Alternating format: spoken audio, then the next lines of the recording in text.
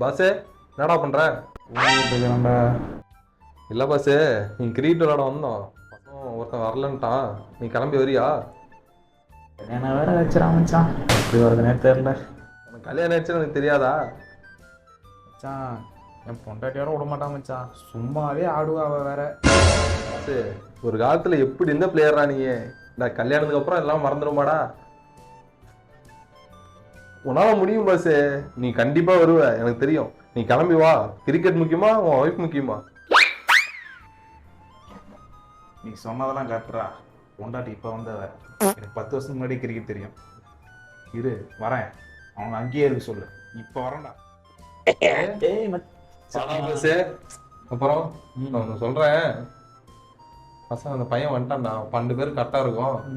நீ வீட்டுக்கு போறனா வீட்டுக்கு போ. என்ன மச்சான் இப்படி சொல்ற? நான் உன்னால முன்னாடி சண்டையெல்லாம் போட்டு வந்தேன்டா. மச்சான், உன் நிலைமை எனக்கு புரியுது. சோறு கூட போட மாட்டாடா. அவன் திடீர்னு வந்துட்டான் மச்சான். அவன் உன்னோட நல்லா விளையாடுவான். மோட்டிவேட் தான் பண்ணியாடா. புரியுதுடா. சரி, நான் பில்டிங் போறேன். நீ வீட்டுக்கு கிளம்பு. பார்த்து போ. முன்னாடி சொன்னா போவாதரான்னு. பேசாம வீட்டு சோறு சாப்பிட்டு படுத்து தூங்கிட்டே இருப்பேன். டேய் இனிமே நீ எனக்கு ஃபோன் பண்ணி நான்